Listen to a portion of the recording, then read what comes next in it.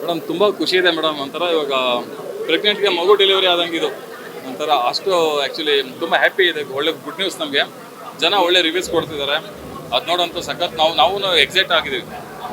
ಅಂದರೆ ಒಂಥರ ಈ ಥರ ಒಂದು ಸೆಲೆಬ್ರೇಷನ್ ನೋಡಬೇಕು ಅಂತ 3 ವರ್ಷ ಡೇ ಆ್ಯಂಡ್ ನೈಟ್ ಕಷ್ಟಪಟ್ಟೆಲ್ಲ ನಾವು ಕೆಲಸ ಮಾಡಿದ್ದೀವಿ. ಸೊ ಇವಾಗ ಇಷ್ಟು ಜನ ಇಷ್ಟೆಲ್ಲ ಥಿಯೇಟ್ರಲ್ಲಿ ಒಂದೊಂದು ಸೀಕ್ವೆನ್ಸ್ ವಿಷಲ್ ಆಗ್ತಾ ಇದ್ರೆ ನಮ್ಗೆ ಅಷ್ಟು ಎಕ್ಸೈಟ್ ಆಗ್ತದೆ. ನಮಗೆ ಖುಷಿ ಆಗ್ತದೆ ಆ್ಯಕ್ಚುಲಿ. ಇಷ್ಟು ದೊಡ್ಡ ಸಿನಿಮಾ, ಇಷ್ಟು ಲಾರ್ಜ್ ಸ್ಕೇಲಲ್ಲಿ ನಾವು ಸಿನಿಮಾ ಮಾಡಿದ್ವು ಅಂತ ನಮಗೆ ಅನ್ನಿಸ್ತಾ ಇದೆ. ಆ ಲೆವೆಲ್ಗೆ ಜನ ಇದು ರಿಯಾಕ್ಷನ್ ಕೊಡ್ತೀವಿ. ಖುಷಿ ಆಗ್ತದೆ.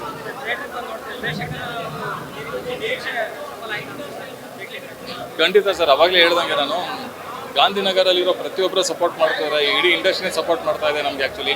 ಯಾಕಂದರೆ ಇತ್ತೀಚಿನ ದಿನಗಳಲ್ಲಿ ನಮಗೆ ಸಿನಿಮಾ ಕಮ್ಮಿ ಬರ್ತಾ ಇದೆ, ಜೊತೆಗೆ ಥಿಯೇಟ್ರಲ್ಲಿ ಆಡಿಯನ್ಸ್ ಕೂಡ ಬರ್ತಾ ಇಲ್ಲ. ಸೊ ಈಗೆಲ್ಲೋ ಆಡಿಯನ್ಸ್ ಬರ್ತಾ ಇರೋದು ನೋಡಿ ಎಲ್ರಿಗೂ ಖುಷಿ ಆಗ್ತಿದೆ. ಇದು ಬರೀ ಮಾಧ್ಯಮ ಸಕ್ಸಸ್ ಅಲ್ಲ ಸರ್, ಇಂಡಸ್ಟ್ರಿ ಸಕ್ಸಸ್ ಆಗಬೇಕು ಅಂತ ನಾನು ಅನ್ಕೊಳ್ಳೋದು ಸರ್. ಸರ್ ಪೈರಸಿ ನಾವು ಕೂಡ ಆ್ಯಕ್ಚುಲಿ ಇವಾಗ ಆ್ಯಂಟಿ ಪೈರಸಿ ಅವ್ರಿಗೆಲ್ಲ ಅವ್ರ ಜೊತೆ ನಾವು ಟೈಪ್ ಆಗಿದ್ದೀವಿ.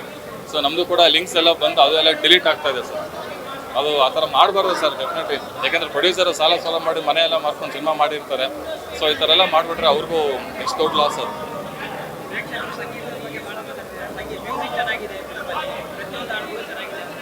ಸರ್ ಡೆಫಿನೆಟ್ಲಿ ಮ್ಯೂಸಿಕ್ ಬಂದು ಒನ್ ಆಫ್ ದ ಹೀರೋ ಅಂತಲೇ ಹೇಳ್ಬೋದು ಅವರು. ಪ್ರದ್ಯುತ್ತನ್ನು ಬ್ಯಾಕ್ಗ್ರೌಂಡ್ ಮ್ಯೂಸಿಕ್ ಸರ್. ಸಿನಿಮಾ ನೋಡಿದಾರಲ್ಲ ಮ್ಯೂಸಿಕ್ ಡೈರೆಕ್ಟರ್ ಯಾರು ಕರ್ದು ತಪ್ಕೊಂಡು ಕಿಸೆಲ್ಲ ಕೊಟ್ಬಿಟ್ಟಾರೆ ಅವರು. ಅದು ಆ ಲೆವೆಲ್ಗೆ ಅವ್ರಿಗೆ ಇಷ್ಟ ಆಗ್ಬಿಟ್ಟಿದ್ದಾರೆ ಸರ್. ಇದೊಂದು ಎಮೋಷನಲ್ ಜರ್ನಿ. ಇದೊಂದು ಬರೀ ತೆಲುಗು ತಮಿಳೆಲ್ಲ ಕಂಟೆಂಟು, ಮಲಯಾಳಂ ಕಂಟೆಂಟ್ ಅಂತ ಹೇಳ್ತಾರಲ್ಲ, ಇಲ್ಲೂ ಕೂಡ ಕಂಟೆಂಟ್ ಇದೆ, ಬಂದು ನೋಡಿ. ಆಮೇಲೆ ಇನ್ನೊಂದು ಅಫ್ಕೋರ್ಸ್ ಇದು ಯಾರ್ಯಾರು ನೋಡಿದಾರೆ ಅವ್ರನ್ನ ಕೇಳ್ಕೊಂಡೇ ಬರ್ಬೋದು ಸಿನಿಮಾಗೆ. ಯಾಕಂದ್ರೆ ಅಷ್ಟು ನಾವು ಶೂರ್ ಶಾಟ್ ಗ್ಯಾರಂಟಿ ಹೇಳ್ತೀವಿ. ಸಿನಿಮಾ ನೋಡಿ, ಇದಂತೂ ಪೈಸಾ ವಸೂಲ್ ಸಿನಿಮಾ. ನೋಡ್ಬಿಟ್ಟು ಯಾರು ಚೆನ್ನಾಗಿಲ್ಲ ಅಂತ ಹೇಳೋರಿಲ್ಲ, ತುಂಬ ಚೆನ್ನಾಗಿದೆ ಅಂತಲೇ ಹೇಳಿ ಅವ್ರು ಇನ್ನೊಬ್ರಿಗೆ ಕಳಿಸ್ತಾರೆ. ಅಷ್ಟು ನಾವು ಗ್ಯಾರಂಟಿ ಹೇಳ್ತೀವಿ ಸರ್.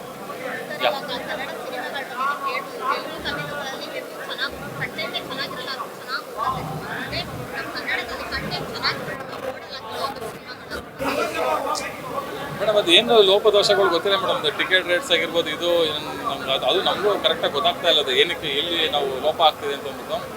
ಬಟ್ ಕನ್ನಡದಲ್ಲೂ ಕೂಡ ಈ ಥರ ಒಂದು ಲೋ ವರ್ಷನ್ ಇದ್ದಾಗ ಒಂದೊಂದು ಸಿನಿಮಾ ಬಂದು ಪಾಪಪ್ ಆಗಿದ್ದಾವೆ. ತುಂಬ ಅದೊಂದು ಎಕ್ಸಾಂಪಲ್ಸ್ ಇದ್ದಾವೆ. ದೇವ್ರ ದಯಿಂದ ನಮ್ಮ ಮಾದೇವ್ ಕೂಡ ಆ ಥರದ್ದೊಂದು ಎಕ್ಸಾಂಪಲ್ ಸೆಟ್ ಮಾಡಲಿ ಅಂತ ನಾವು ಅನ್ಕೊತಾ ಇದ್ದೀವಿ.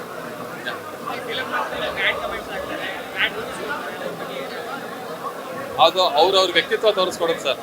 ಇವಾಗ ಬ್ಯಾಡ್ ರಿವ್ಯೂಸ್, ಬ್ಯಾಡ್ ಕಮೆಂಟ್ಸ್ ಹಾಕೋರು ಅವ್ರವ್ರು ಬೆಳೆದಿರೋ ರೀತಿ ಅವ್ರವ್ರ ವ್ಯಕ್ತಿತ್ವನ ತೋರಿಸ್ಕೊಡುತ್ತೆ ಅಷ್ಟೇ ಸರ್. ಸುಮ್ಮನೆ ಹಾಕೋದು, ಬಟ್ ಅವ್ರ ನೇಚರ್ ಹಂಗಿರುತ್ತೆ, ಏನು ಮಾಡೋಕ್ಕಾಗಲ್ಲ. ಅದು ಯಾರು ಬಂದರು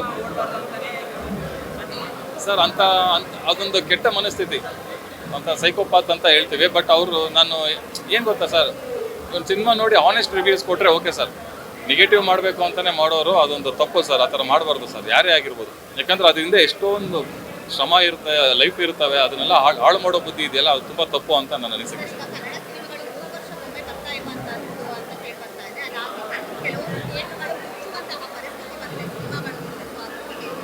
ಮೇಡಮ್ ನಮಗೆ ಒಂದು ಖುಷಿ ಏನು ಅಂತಂದರೆ 4 ಥಿಯೇಟ್ರು ನಮ್ಮ ಮಾದೇವಿಯಿಂದ ಓಪನ್ ಆಗಿದೆ. 4 ಸಿನಿಮಾ ಥಿಯೇಟ್ರುಗಳು ಮಾದೇವಿಯಿಂದ ಓಪನ್ ಆಗಿದೆ. ಅದೊಂದು ನಮ್ಗೆ ಖುಷಿ ವಿಚಾರ. ಯಾವ ದರ್ಶನ್ ಸರ್ ನೋಡಿಲ್ಲ ಸರ್, ಇನ್ನು ನೋಡಿಲ್ಲ. ಅದು ಮೇ ಬಿ ಆದಷ್ಟು ಬೇಗ ಆಗುತ್ತೆ ಸರ್, ನೋಡಿಲ್ಲ ಇನ್ನು. Thank you. ಡಿ ಬಾಸ್ ತರ ಐಟು, DS ಬಾಸ್ ತರ ಫೈಟು, ಡಿಫ್ರೆಂಟ್ ಡಿಮ್ಯಾಂಡ್ ಇಲ್ಲಿನ ಬಾಸು. ಈ ಮಾಸ್ಟರ್ ಪೀಸು ಅಪ್ಪ ಹಾಕಿರೋ ಆಲ್ದು ಮರದಲ್ಲಿ ಆಟಾಡೋ ಈ ದುನಿಯಾದಲ್ಲಿ ಅಣ್ಣಂದು ಓನ್ ಸ್ಟ್ಯಾಂಡಿಂಗು, ಇಂಡಸ್ಟ್ರಿಯಲ್ಸ್ ಅಂತ ಪ್ರೇಮಿ ಕ್ರಿಯೇಟ್ ಮಾಡ್ಕೊಂಡವ್ರೆ. ಅಪ್ಪ ಆಲ್ ರೌಂಡರ್ ಆಕ್ಟರ್, ಅಣ್ಣ ಆಕ್ಟಿಂಗ್ ಅಲ್ಲಿ ಹೈ ಸ್ಪೀಡರ್, ಅಣ್ಣಂದು RX100 level body, tiger Prabhakar ಇವ್ರು ಡೇ. ಓಕೆ ಸರ್, ಇನ್ನು ಸಿನಿಮಾ ಬಗ್ಗೆ ಹೇಳೋದಾದ್ರೆ ವಿನೋದ್ ಪ್ರಭಾಕರ್ ಅವರು ಸರ್ ಮಸ್ತಾಗಿ ಮಾಡಿದ್ರೆ. ಒಳ್ಳೆ ಸಿನಿಮಾ, ಫ್ಯಾಮಿಲಿ ಎಲ್ಲ ಬಂದು ನೋಡೋಂಥ ಸಿನಿಮಾ. ನಮ್ಮ ವಿಲನ್ಗಳಿಗೆ ತೆಲುಗು, ತಮಿಳು ಮತ್ತು ಬಾಲಿವುಡ್ ನಿಂದ ತರ್ತಾರೆ. ಶ್ರುತಿ ಮೇಡಮ್ ಏನು ಸರ್ ಮೈನ್ ವಿಲನ್ ಆ ರೇಂಜಿಗೆ ಮಾಡಿದ್ರೆ. ಇನ್ನು ನಮ್ಮ ಮಾಲಾಶ್ರೀ ಮೇಡಮ್ ಸರ್, ನಾನು 10 ವರ್ಷಕ್ಕೆ ನೋಡ್ತಾ ಇದ್ರೆ ಅವ್ರಿಗೆ ವಯಸ್ಸೇ ಆಗ್ತಲ್ಲ ಸರ್. ಅವಾಗಿಂದ ಒಂದೇ ಥರ ಕಾಣ್ತಾ ಇದ್ರೆ. ಅವ್ರು ಆ್ಯಕ್ಷನ್ ಮಾಡೋರೆ ಯಾರು ಸರ್? ಆ ಆ್ಯಕ್ಷನ್ ಮಾಡೋರು ಈ ರೇಂಜಲ್ಲಿ ಸರ್. ಒಂದು ಡೈಲಾಗ್ ಹೊಡಿತಾರೆ, ನಾನು ಕಾಲಿಟ್ಟು ಕಳೆಲೆಲ್ಲ ಧೂಳು ಎಬ್ಬಿಸ್ಕೊಂಡ್ ಬಂದಿದ್ರೆ ನಿನ್ನಂತ 10 ಕಾಲಿಗಳು ಭಯ ಪಡಲ್ಲ ಅಂತ. ಅಮೇಝಿಂಗ್ ಹ್ಯಾಂಡ್ಸಮ್ ಆಗಿದೆ. ನಮ್ಮ ಶ್ರೀನಗರ ಕಿಟ್ಟಿ ಅವರು ಮೊದಲನೇ ಬಾರಿ ವಿಲನ್ ಪಾತ್ರ ಮಾಡಿದರೆ ಸಖತ್ತಾಗಿ ಮಾಡಿದ್ದಾರೆ ಸರ್. ಭಯಂಕರ. ಅವರು ದಮ್ಮೋಡೆ ಸ್ಟೈಲ್ ಮಾತ್ರ ಖರಾಬ್ ಆಗಿದೆ. ಇನ್ನು ಸಿನಿಮಾದಲ್ಲಿ ಹೇಳ್ಬೇಕಂದ್ರೆ ವಿನೋದ್ ಪ್ರಭಾಕರ್ ಮೊದಲಿಂದ ಕಡೆವರೆಗೂ ಉಗ್ರನ ರೂಪ ಮಾಡವ್ರೆ. ಈ ಆಕ್ಷನ್ ಮಾಡೋದು ಅಷ್ಟು ಸುಲಭ ಅಲ್ಲ ಸರ್. ಒಳ್ಳೆ ಸ್ಟೋರಿ, ನೈಸ್ ಸ್ಟೋರಿ. ಎಲ್ಲ ಕನ್ನಡಿಗರು ಬಂದು ನೋಡಿ. Thank you.